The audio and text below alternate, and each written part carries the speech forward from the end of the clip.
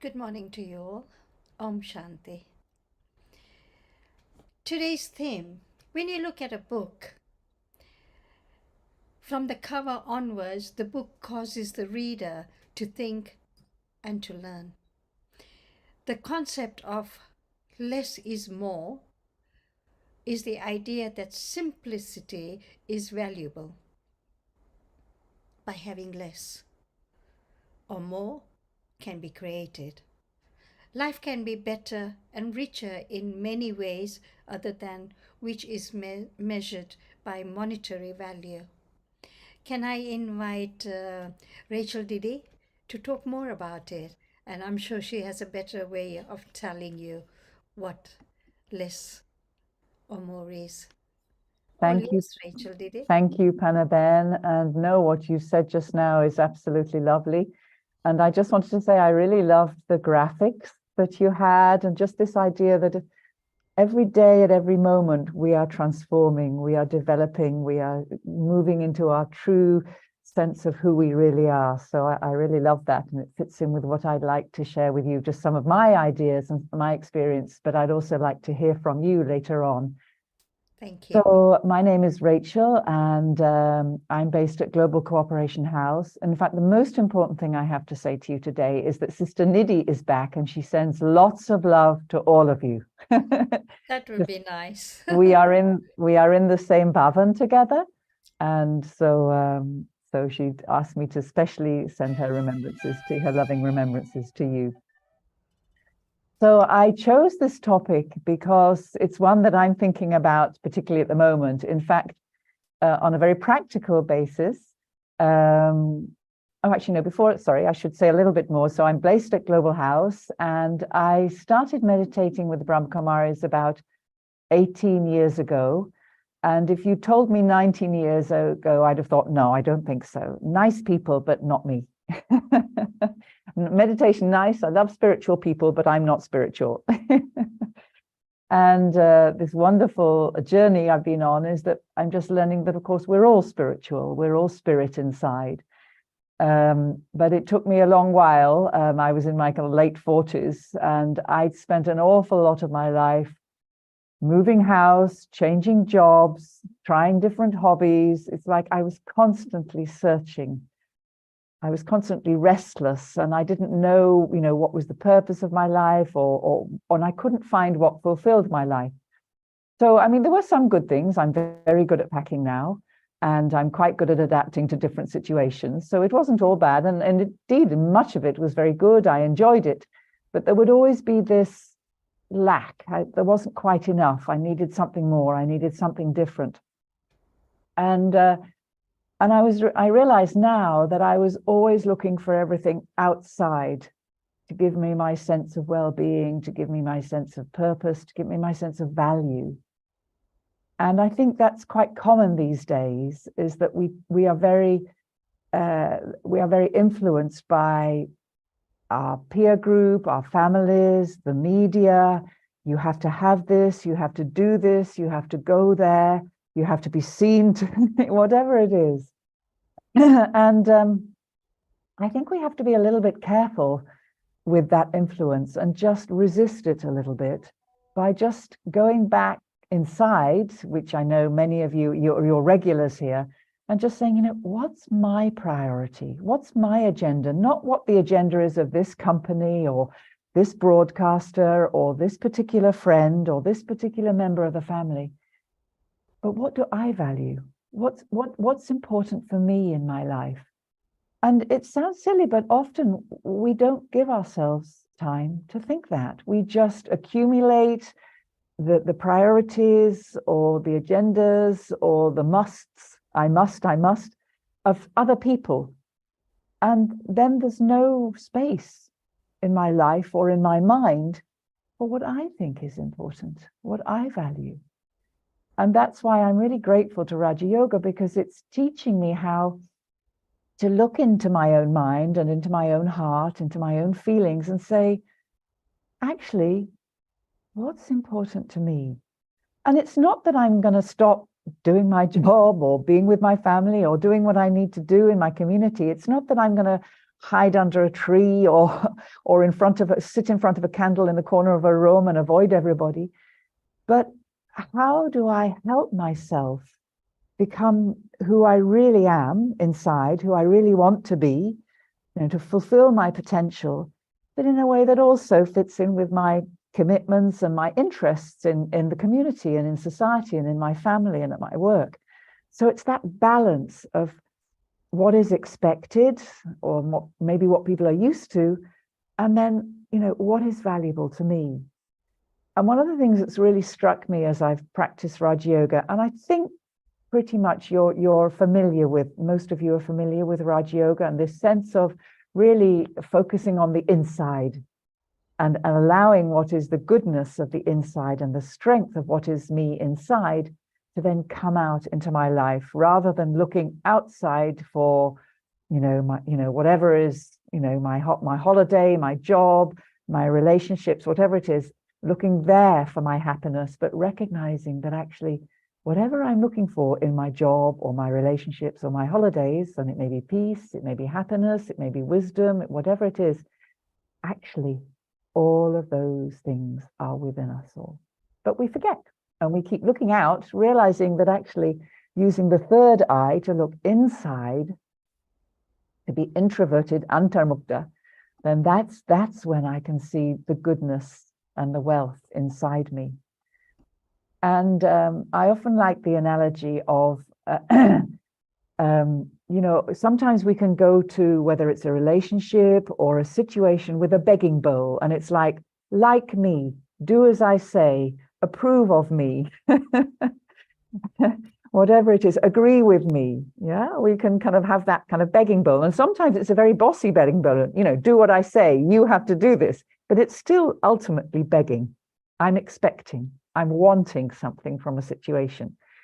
But what if instead of a begging bowl, I came with a bowl full of fruit, the fruit of my inner virtues, the fruit of my strengths, the fruit of my qualities, so that in any relationship or in any situation, you need a banana, I have a banana. You need tolerance, I have tolerance. You need easiness, I have easiness. So that sense of coming, dealing with the, with the outside world, dealing with my relationships, and it may be my family, it may be my friends, it may be at work, or my neighbors, or maybe people who are not so easy to be with. But can I come, in my mind, I have that fruit bowl, because I'm reminding myself that I am full. I have what I need. And actually, I don't need you to approve of me. I don't need you to like me. It's nice if you do. It's nice if we get on, but I don't need that. And if I just start creating that sense of my value is not dependent on things outside, my value is there already. I have inside me what I need. I have peace. I have knowledge and understanding. I have compassion and love and generosity, all these things that we need. I have the strength to be tolerant or to accept or to adjust. I have all of these things, but I need to use them. And what often happens is I forget, and I do this too. I forget of the wealth that I have inside me, and I seek comfort. So I try and it's the comfort of that thing, that person, that place, that approval, whatever it is. And what I'm doing with this discomfort is that I'm covering up a lack that I feel in myself. And actually, I don't need to, because I have what I'm looking for in myself. I've just forgotten it. But almost beneath that sense of lack in myself, I feel is a deep sense of low self-worth. I don't see my own value. And I'm seeing instead my mistakes, my weaknesses, what other people have said to me, and maybe even difficult or sad things that have happened to me in life. So it's like there's a sort of layer of pain at the deep inside me that I try and cover with the comforts of, whether it is external pleasures or it's not that pleasure is a bad thing, or that, and certainly, it's important to have relationships. It's good to go on holiday. Of course, I have my job. All of these things are good. It's good to enjoy my food. There's nothing wrong with any of that. But to what extent am I relying on those things to make me feel good, to make me feel valuable, to help me be strong? And we all have coping mechanisms, and we all have little things that we rely on when things get tough, and that's okay. But the more I can, instead of turning to something that I think is going to help me externally, can I turn inside? Can I look inside, make the time to just recognize and value and use the beauty and the richness and the treasures that I have inside me? And I think, this thing of less is more is that we clutter ourselves. It's very easy to clutter our lives physically with lots of things, lots of gadgets, lots of toys. But as somebody once said to me years ago, he was teaching time management. The more toys you have, the less time you have to spend with them. And the more I clutter my life, the less free time I've had. And that's something that Panna Ben brought at the beginning. It's like, I create a space when I reduce the things that I rely on, or that I need, or that I have to have around me. And actually, everything that I have around me, in some way or other, even if it's in a cupboard, can kind of take my energy. It takes space in my mind because I've said mine to it. You're mine. I have you. And last week, actually, before Nidhi came back, I had a good clear out of my room. And I took all the things out of my cupboards and my drawers, and I put them on a bed. And then I went for a walk in the sunshine. I went to Regent's Park, and it was beautiful, and there were flowers and fountains, and there were a few of us, and we were happy and joyful. And then I came back to my room with all my things all out and about, and quietly and slowly I decided, do I need this? And if I need this, where do I need this? Where would I like this? And it was so pleasing. And some things I turned into a box up sort of on its side, and I layered all my blouses, and I layered all of this so I could find it really easy. I was so pleased. But I think, in a way, a metaphor for that, we can use that. How is my mind looking? Do I want to do the same sort of thing with what I'm carrying around with me? One thing is my cupboards, or, what I'm carrying in my suitcase or my bag, but what am I holding still in the cupboards of my mind? And, it's not that I have to throw everything out. Everything, of course we need things. And it's nice to have things that we like and that make us feel comfortable and we enjoy them. But maybe there are some things that are there and I don't need them and I don't use them. And maybe they have associations with things that I don't want to remember anymore. Maybe it's not helpful anymore. And the same thing goes for things in my mind. There are thoughts that are coming again and again, and maybe they're not that helpful and they just take my energy. And there may be some thoughts of some past mistake I've made, and I feel bad about it. I feel guilty about it. Or maybe it's a mistake that somebody else had made, and I feel resentment and hurt, and I find it difficult to forgive. But is this the time, and it's springtime, and it's good to energize yourself with something positive before we do this? Can I just look inside my mind and say, you know what? Let me look at that again with a fresh eye, feeling good about myself, and say, maybe I don't need to keep that anymore in my cupboard. Maybe it doesn't need to take space in my mind. And just maybe I want my cupboard to be just simple and clean. And yes, there's there, whatever I need is there. Maybe there are memories that I don't need to hold on to. I thank them. I thank for them for what is good, and what isn't so good, or maybe what's a bit painful, I can forgive, I can accept. Maybe they were doing their best. Maybe they couldn't do any better. Maybe I was doing my best and couldn't do any better. But I start to clear space in my mind from all these quite often repeat thoughts that come up again and again about something that I feel a bit sad or uncomfortable about.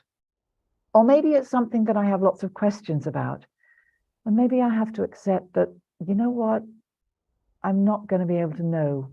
I'm not going to be able to be certain about that. But if I can, in the meantime, keep my strength, and yes, physical strength, but my inner strength, keep myself strong by positive, strong, confident, enthusiastic thoughts, then when something does happen, whatever it is, I'll be much better able to deal with it. I'll be much better able to see clearly what I can do that's useful.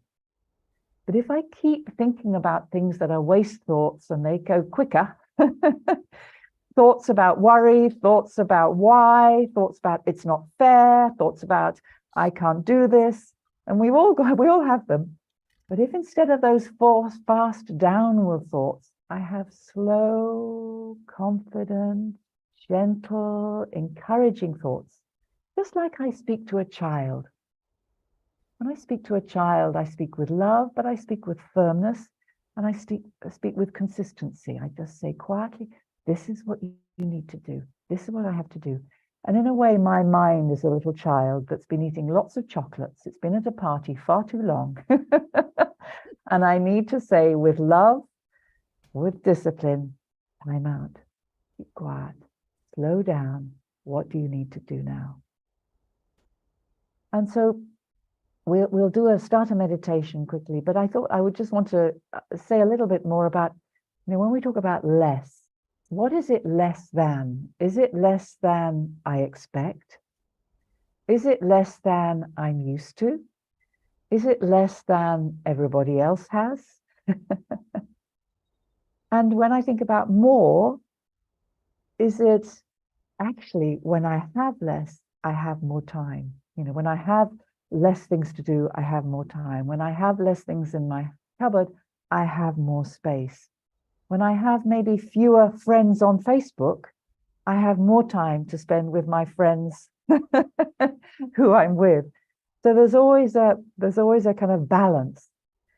And in a way, more, is, sometimes you think, well, it's, what is too much? What is more? And really, it's just what is more than is necessary. And I ask myself, what do I need? And there's a difference between what I need and what I want. And that seeker for comfort and that seeker for covering up the pain is I want. I and that I rationalize it into I need, but actually quite often it isn't I need. I remember before I started meditating, I heard myself say once, I need a cappuccino.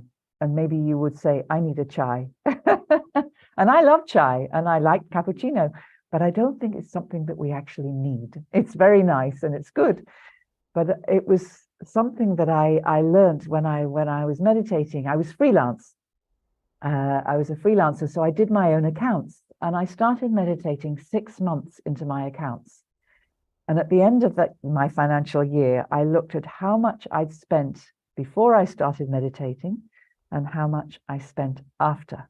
And it was very interesting. I had spent so much less money on keeping myself cheerful, on those cappuccinos or the clothes or the going out or whatever it was. And none of these things are wrong, but it was very pleasing. I thought, oh, I'm rich.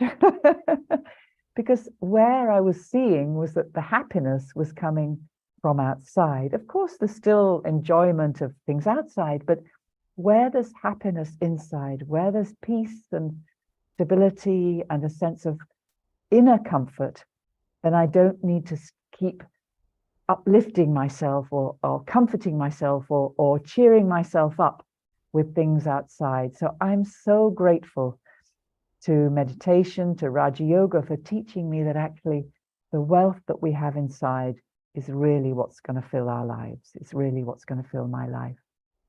So I'd like now, if that's okay, I'm going to share a screen with you. There we go.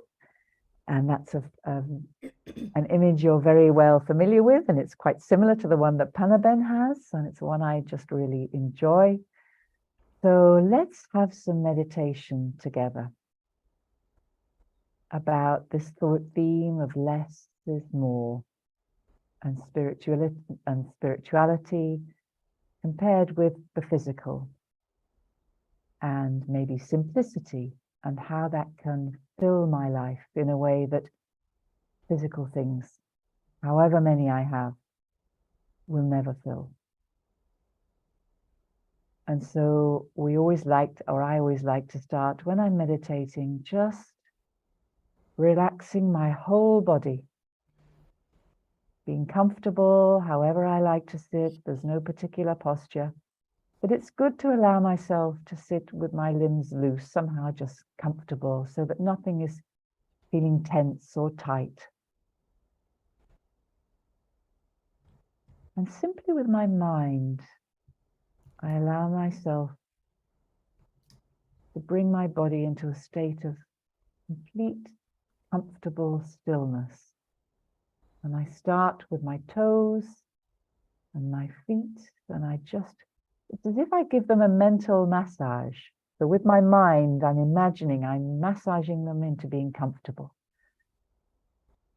And then my legs, my lower legs, and my upper legs. And then special attention to my back, the lower back, where quite a lot of tension can sit. And each and every vertebrae, each and every section of my back, just allowing it to loosen up. And then again, special attention to my shoulders. Allow them to let go of any tightness.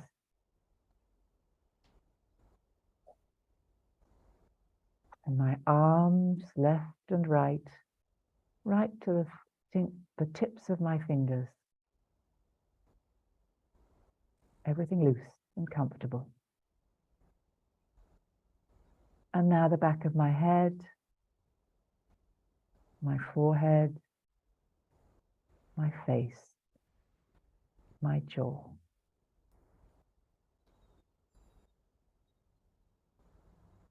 But just with my own thoughts, or hearing these words, and then putting them into practice, I've brought my body into a state of stillness. It's as if I'm a living statue.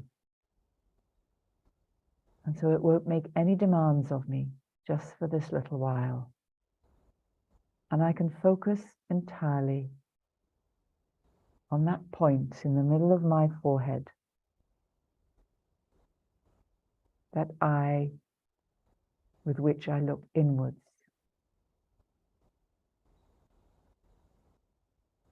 And I survey my inner world.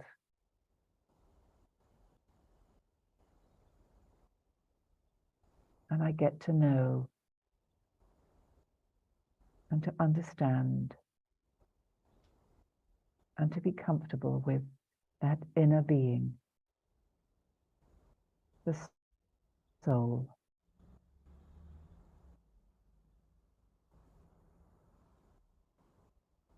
And I remind myself that this is who I really am.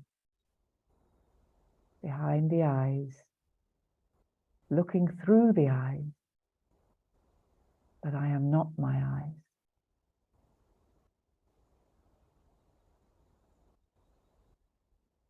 I, the soul, am eternal. And what makes me who I am is nothing that I have, no role that I play, no label that I'm given. What makes me who I really am are my inner treasures, my inner qualities.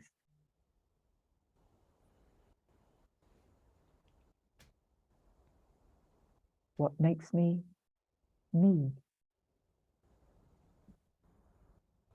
is my inner peace. And within that peace, there is stability and serenity and contentment.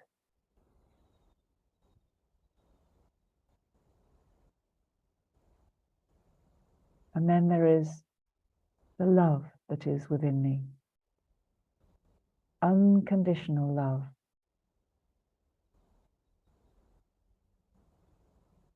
And within that love, there is generosity and kindness and compassion.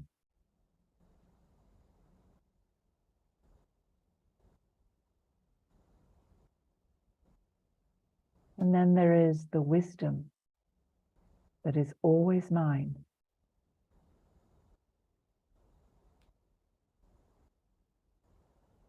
There is that understanding of what is true and what is valuable.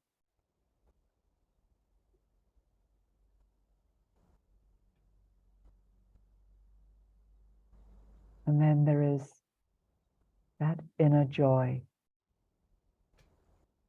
the happiness that is my own possession, that nobody can take away from me unless I allow them to.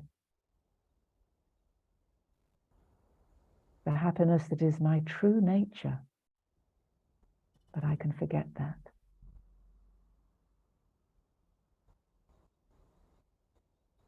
This joy, this cheerfulness, this playfulness is so natural to me, but I need to spend time reminding myself, emerging it and using it in my life. And then there is the treasure of purity, of innocence, of being natural, of being full.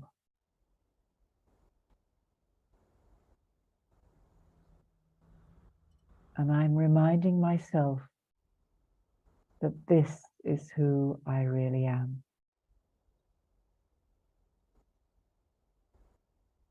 And that this is my true wealth, my true property. And as I think about these truths, my thoughts slow down and they become gentle and easy and deeper.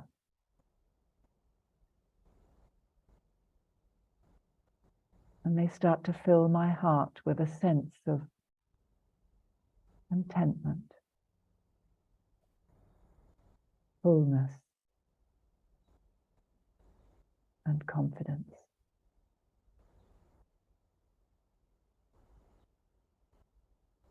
Because I'm filling my mind and my awareness with what I have eternally. And I'm not being distracted from those little things that I may or may not have temporarily.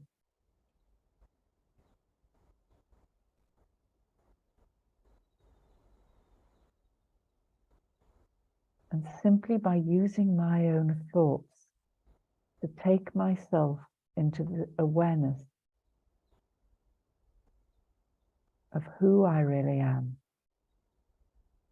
that tiny, tiny soul that I can't even see, but like a laser beam, so powerful, containing everything.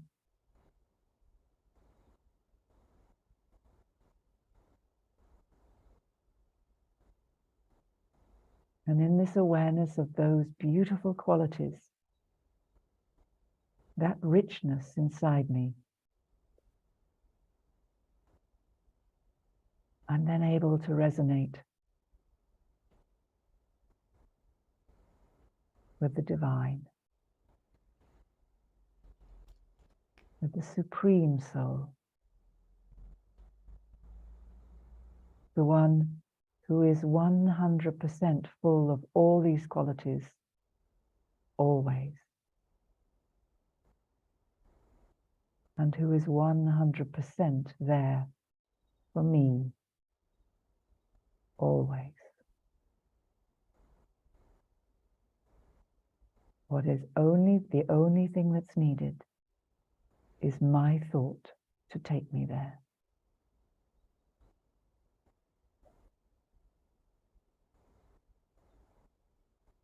And the relationship I have with my parent, my long lost and now found parent, is one of such love, such joy, and such appreciation.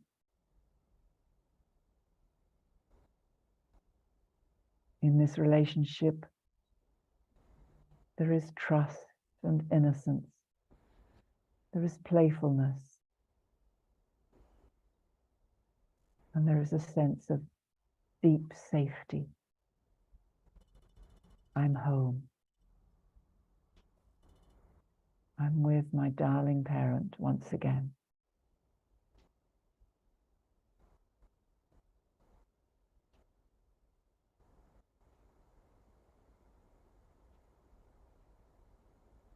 And so the more we fill ourselves, we fill our minds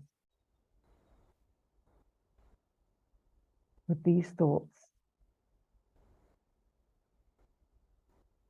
of who we really are, the qualities we have,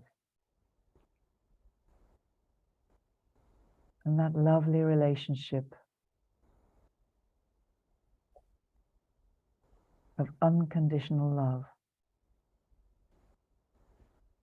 with our parent, with God. The more all the other clutter in our cupboards, the old files of complaints or desires or uncertainties, start to go away. And instead, I start to feel a sense of openness and freedom, a feeling of protection, a sense of clarity.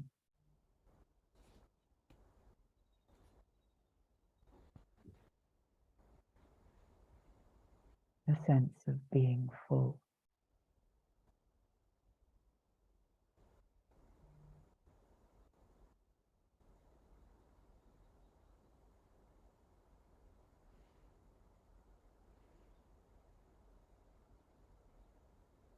Om Shanti.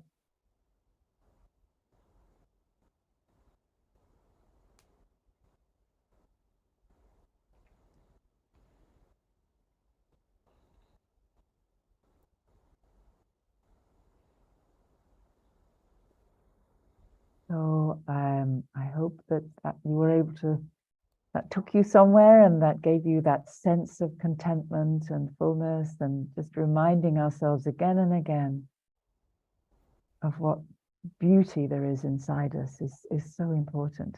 But now's the time for some questions and answers or some feedback. That would be really lovely. And if you do speak, if you're able to, oh, Champa Ben, she's already put her hand up, so perhaps we can start with you. And if you could put on your video, that'd be lovely. If you can't, it's okay. But it's nice to see the eyes.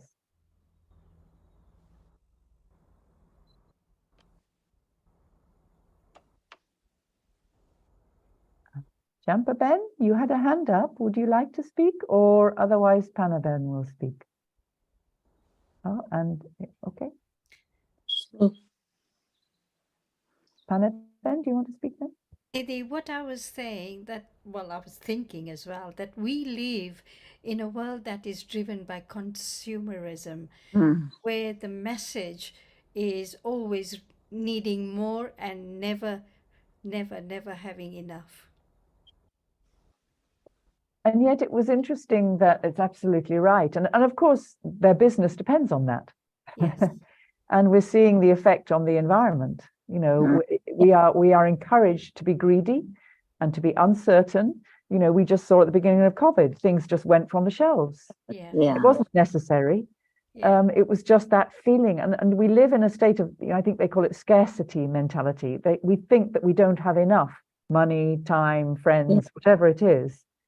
But actually, one of the things, and there were many, many very sad things that happened when the pandemic happened, but one of the things that did happen is that we all learned to see that actually we could manage well with a lot less. And in fact, a lot of the must-haves weren't must-haves. and a lot of the things that we'd taken for granted, we really valued. You know, like eating together, like, you know, do you remember the time when we were only allowed to go out for a walk once a day? What really struck me was when I used to go every day to the park, even before. But when I went to the park in that particular strict time, there were maybe 6 people in the park. We looked at each other, we smiled at each other. We really were, it's like we're together in this. Normally, nobody would look at you. So that was one thing that was, but you're absolutely right. It's like we live in a world of a soup of consumerism, and we have to just say, thank you, but I don't need that. But that it takes courage in a way to say, because for some people it's like, well, you must. No, It's like on the television that we're bombarded with all the advertisements informing us that we need to eat more, we need to shop more, we need to indulge ourselves more.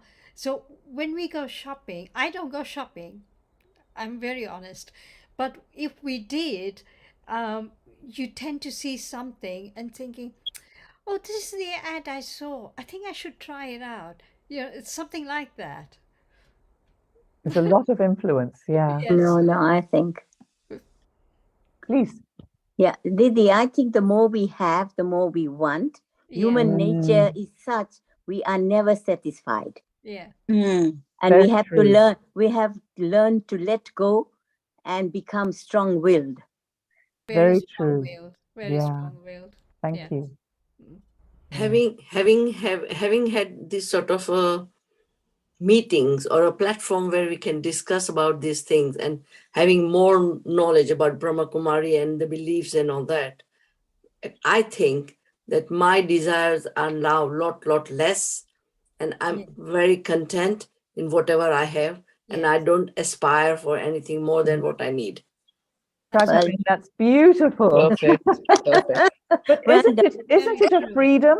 Yeah. A freedom from somebody else influencing me. I often think it's like, oh, I haven't got it here. Oh, yeah.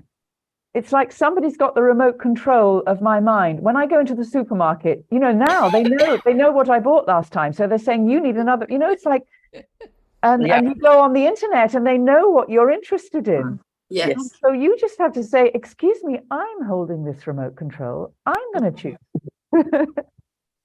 Would anyone else like to share? Yes. It's like my husband. He does all the shopping for me. Before he goes shopping, he'll ask me, "What do you need from the shops?" And I'd say, "Oh, just nothing, just the usual salad things, and that's it." But when he comes back, he only brings what he eats. He will not bring what I want or I want to eat. And then it just goes out of my head saying, what the hell? Just eat what's there, and that's it. So It's a good story because we're all focused on what we like. And then you suddenly realize you have the whole world like something different. So no wonder we have a few. Very true. My husband does exactly the same thing. Yeah. Very true. Yeah. Panna, I'm sure he loves you and he brings you salad, okay? Maybe not every time, but he does bring but you. like bindi, he doesn't like bindi, and I tell him So he to won't bring, bindi, and he won't bring it because he has to eat it when I make it, and he won't bring it. So when I go shopping just down the road, I will bring a little bit for myself, and I said, yeah, that's it. I'll make something else for him. But that is him. He will bring only what he wants. Most men do that. I think most men do that. I don't know why. True. Agree. Yeah? Yeah, I agree 100%. My husband does exactly the same.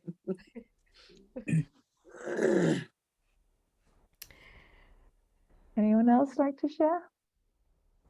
I think somebody did say the willpower. We were talking about, yes, I was going to say that, but you said it. But it's the willpower. I think, I don't know, maybe you can help us. It's very difficult. You can do it, but it takes a lot out of you to do it. To be strong, to say no, I'm not going to do that, or I'm going to do that. And we get sort of, I don't know, being women, we get like brushed off or a change of a mind to for the family, even friends sometimes. I don't know. I mean, that is a bit of a question with me. I think for all of us, we're very, we don't want to cause any ruffles. And, it's not convenient for people when we change our habits. Like when I started to meditate, and I used to go lots to the theater and all that, and I stopped, and I used to read so many books, and I mean, it was my choice. I was just more interested in what I was doing. My mother was horrified. She said, what are you stopping? What are you giving up? And I just said to her, I just feel like I found the motorway, so I don't need to go on the little roads anymore. And once she saw that I was much happier, and also I was better able to look after her, then she got it. And she said, well, I don't know about this meditation, but what it's done for you is magic. Because it helps. Sometimes you have to go through a little bit of a difficult time. And it's not that and it's really important that your family and friends don't see it as a disapproval. Just because I'm choosing not to do something anymore, it doesn't mean that I disapprove of it, or that it's really important that, because that's so hurtful to them. But if I can just say, you know what, I'd really rather not do that anymore. Or I'd really prefer to do that.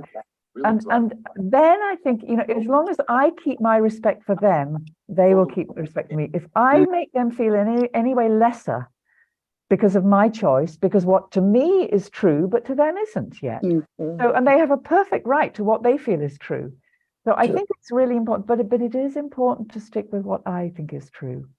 And I think the more I spend time, and the beginning of the day and the end of the day are the best times. quality time with myself.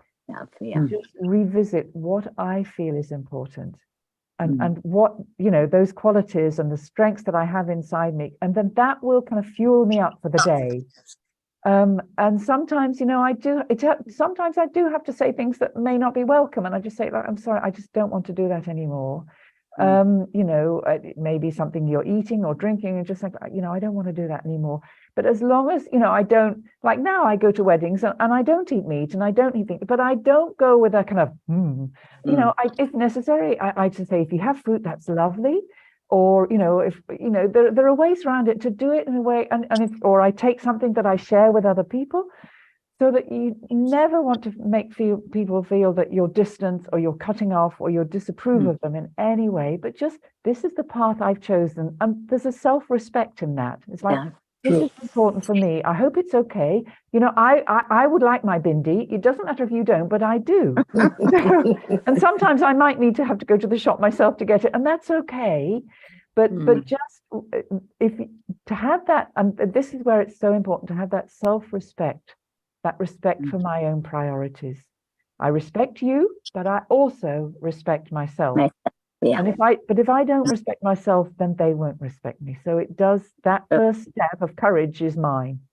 You got to be yourself and stop comparing with others. Yes. Yeah. That's right.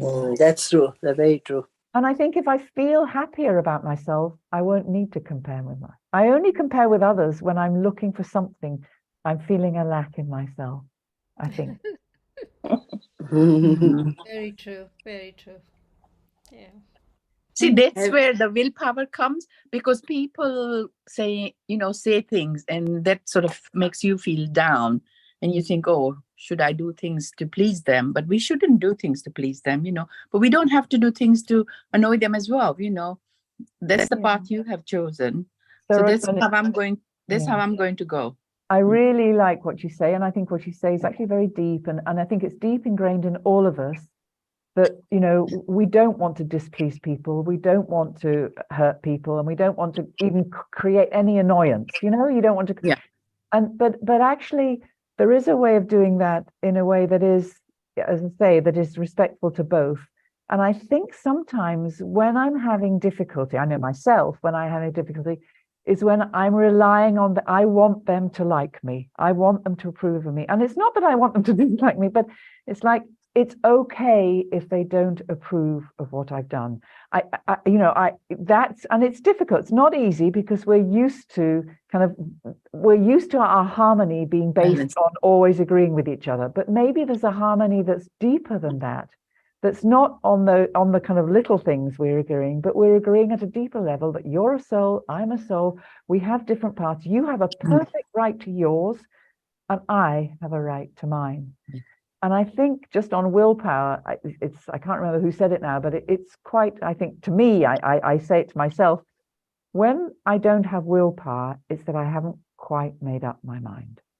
Yes. And when I make up my mind, I will quietly, with respect, with compassion, with love, I will stick to what I think is important.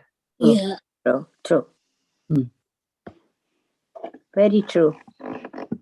But it's constant work, because we're always being pulled. We're all being pulled, So it's not like you start practicing Raja Yoga and everything's easy. Well, on one, but it's like you have to keep checking. It's like that image at the beginning. I really loved it. Everything is constantly moving, constantly changing in life, constantly adapting. And at every moment, what's most important is, what do I decide is valuable? What do I decide is true to my value? And that capacity to decide, we call the buddhi. That's what we're sharpening up with our meditation, is that ability to evaluate what is useful, what's not useful, what's true to my values, what's not true, where I need to give in and where I need to be strong. That's where the buddhi is so useful. Being on this platform with similar mind, I think makes a lot of difference as well. We are on this platform just because we are more and more into the concept of what you all are saying. And that helps in our real life a lot as well. And that gives us, and I'm aware that who really I am. And as you said, what others think, Don't worry. doesn't matter. I think we all are on a similar platform now, and we're all thinking on the same line now. And it's a lovely gathering. I kind Yeah. of feel like we're all in our own. It's like we're what do you call it? Allotment. We're all in our own gardens, and then we're just hanging over the fence, talking to each other. Yes. There's a lovely and you know, the support that we give each other is really important, because like as was said at the beginning, Panna said at the beginning, you know, we're in a world that is influencing us in a different way, saying buy this, get this. But here in this gathering, we're saying we are this, we have this. You don't need it. Each other. Let's agree with each other. It's beautiful. It's really beautiful and very important.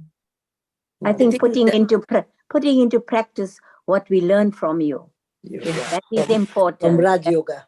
For all of us. I can talk, but if I don't put it in practice, I won't benefit. I think the age makes a lot of difference as well. On this platform, we have, most of us are on a similar stage in our life. And whatever Raj Yoga says, we are listening at the same time, implementing in our personal life as well. Beautiful. It's really beautiful. Yeah. I mean, we're all grateful, aren't we, for these teachings that have just, I would have, otherwise, I don't know where I'd be. But, so I'm very grateful. Same. It's like by converting to a minimalist lifestyle, you instantly get the chance to create room for the things that are actually important to your mindset changes. And so do the things you deem important.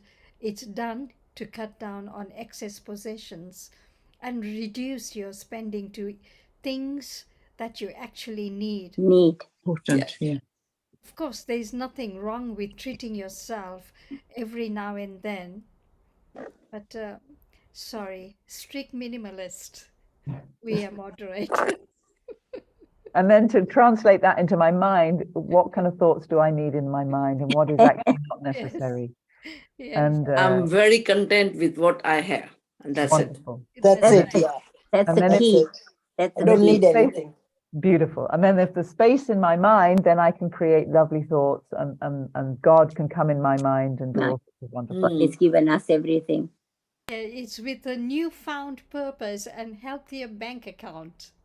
You will be able to prioritize things are important in your life. So you'll have more chances to focus on quality time and your hobbies. Yeah, that's true.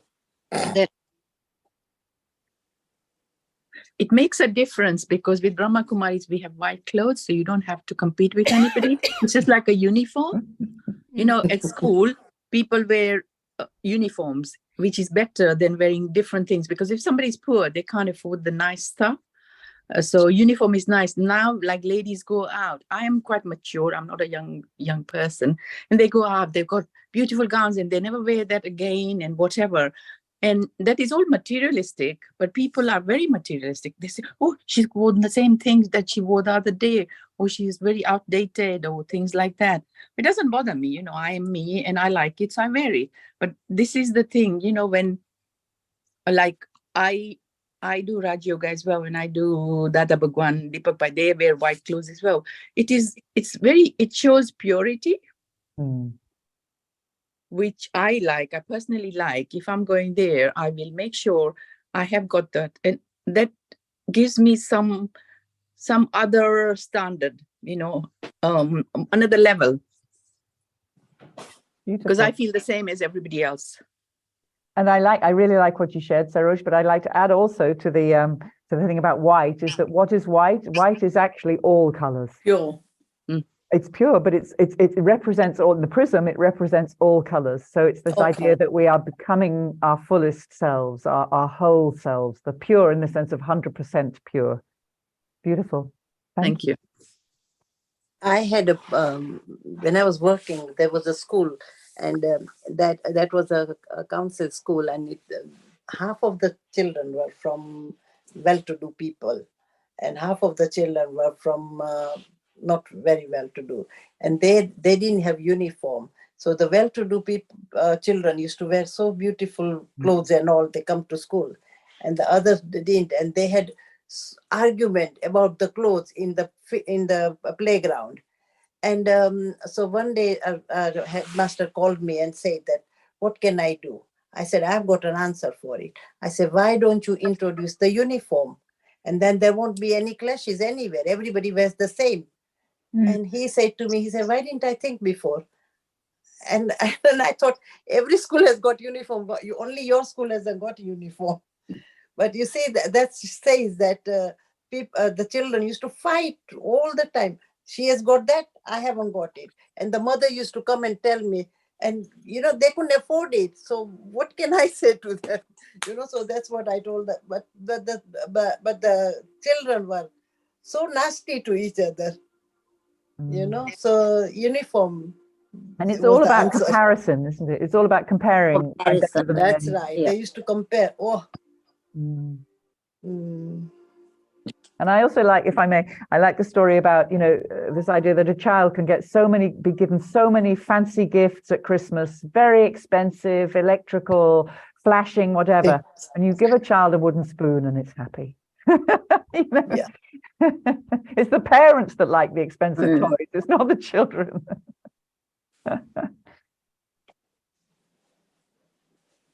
Thank you. So Thank you, shall we- Didi.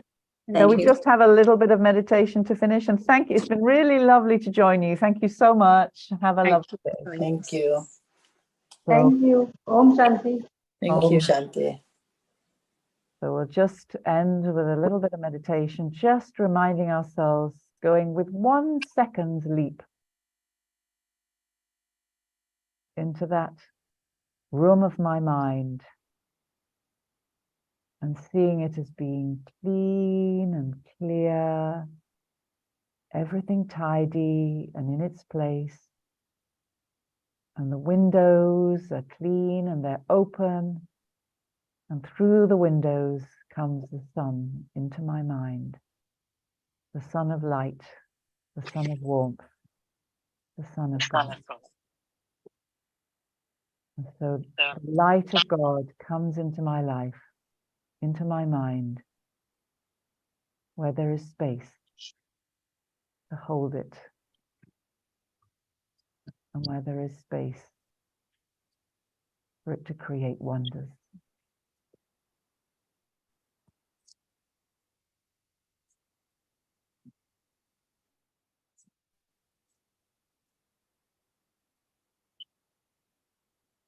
Om Shanti.